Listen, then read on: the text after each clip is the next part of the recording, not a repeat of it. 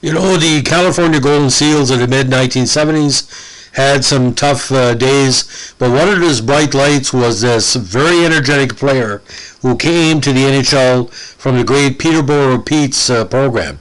Now, for a lot of people, he's probably one of the most unheralded players ever to be coming in the NHL. When Joey Johnston was selected by New York from Peterborough, the 5'10", 175 left winger was taken in the second round, 8 overall, and the stats didn't bear it out.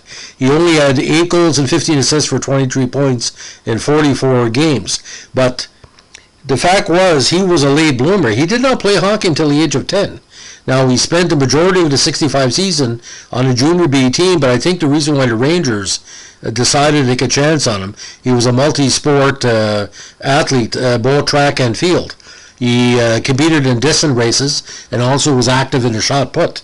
Now, he born March 3rd, 49 in Peterborough, his hometown. First contract was in 1967. He basically found his way to the NHL, not with the Rangers, actually with the Minnesota North Stars. Now, he had played 2 years of minor hockey before debuting the NHL. With Omaha of the CPHL, he put up some big numbers in 1946. In 1968, 46 points in 78 games, including 24 goals. Now, his second season with Peterborough, after his draft year, second full season, 27 points in 32 games. 68, he also played 1 game with the Buffalo Bisons. 69, found himself with the Memphis South Stars, where he had 20 goals in 58 games. Now, first game was with Minnesota in 69. He played, of course, against the Rangers. He had 1 goal in 11 games in that campaign. 1970 and 71, back to the minors, still consistent numbers. 57 points with Iowa in 1970, and with the Cleveland Barons in 71, he had 74 points, including 27 goals with the Cleveland Barons. Now, this is where the big shift in his career came. He was traded again. After he was traded by New York with Wayne Hellman and Dan Seguin to Minnesota for Dave Ballone. He was eventually traded by Minnesota with Walt McKechnie, big trade, to California in exchange for Dennis Hextall. Now, the man they called the Jet, or JoJo, was basically an all-star wherever he went in the minors. He was named the AHL All-Star first team with Cleveland and represented California in the NHL All-Star game in 73, 74, and 75. He led California with 28 goals in 73. He led California in goals, assists, and points, and power play goals in 74, 27, 40, 67, and 9. Served as California captain for balance in 74, and all of 75 after being named to position in February 74. A very jovial guy, good teammate, good on the ice, but those California teams of the mid-70s, it was pretty rough. Now, he did suffer some major injuries in his career. He missed part of the 73 season with a broken jaw, an injury suffered in January 73. He missed part of the 75 season with a wrist injury, and then missed Chicago's 75 training camp after he was traded, and first 12 games of the 76 season, recovered from a broken right wrist and hand injuries suffered in an August 2nd, 75 car accident. In that incident, Johnston's van collided head-on with another car just outside Toronto, and he was thrown 30 feet from the vehicle. Although he came back to play that season, the injury prevented him from returning to form and forced his early retirement following that season.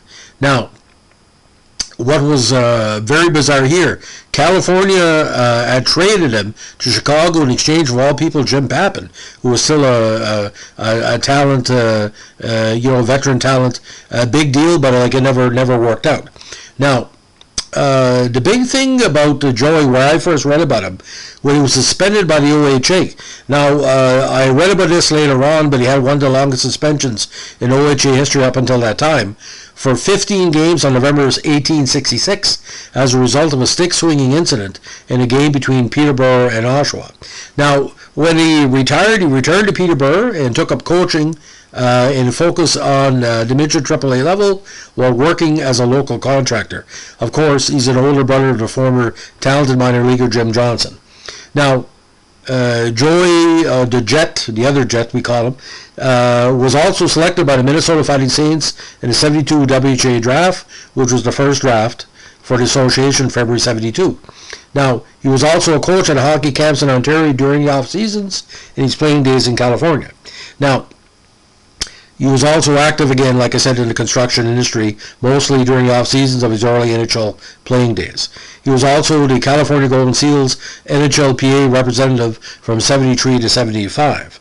Now, he moved to center when he was playing with Iowa during the 1970 season, and that worked to his benefit. Now, the big line he currently played on was Gary Croteau and Reggie Leach for California in 72, probably one of the most underrated lines of the 1970s. Now, again, in retirement, big in coaching, helped the Lakefield Midgets AAA team to an OMHA provincial title in 91, probably one of the better midget teams that have come from Ontario over the last 30 years. Now, his great efforts has been recognized throughout North America and also included an induction into the honored legacy of the Peterborough District Sports Hall of Fame. Now, just to kind of recap, what really stood out for me with Joey, I know it's kind of bizarre, it was the hair. When I started getting California Golden Seals cards as a young collector, I think it was 6 or 7, he had a clean-shaven card, I think it was 73 tops, but later on he let his hair fly. But I want to tell you about the years in California. 32, 49, 67, and 37 points, 15, 28, 27, and 14 goals. However, the plus-minus, it just shows you how bad California was doing. Minus 29, minus 19, minus 39, and minus 30. But if we look at what I consider his career year in 1974, they had a really good team that year, ladies and gentlemen. But it didn't show in the standings. This is a team that lost 55 games. But listen to the talent they had that year. Some really nice talent. They had Ivan Bolarev, Walt McKechnie, Reggie Leach, Gary Croteau, Stan Gilbertson, Craig Patrick, Hilliard Graves, the great intellectual Morris Mott, Marshall Johnston was there, Stan Weir, Pete Laframboise was there, Bob Stewart as well, and they had Gilles Melange and Hartley Monahan was there for a short while as well. So it was a rough go. That year was Gilles Melange in net, and I know it sounds kind of weird. He only had a 4.24 goals against average, 9.33 and 5. But that was a year that, again, everybody was beating up on California because they couldn't score any goals. They only had 195 goals for. So 4 players with 20 goals. And what was, I really don't want to get into, I'm glad Reggie got into out of California. You know what his plus-minus was that year, ladies and gentlemen? Minus 62. Bolarev was minus 53. So every goal he scored, there was a 2, like I said, 2 on the other side. Now, what was kind of weird here, Marshall Johnston had taken over as head coach in the second half of the season, only led to him a 2-16-3 record.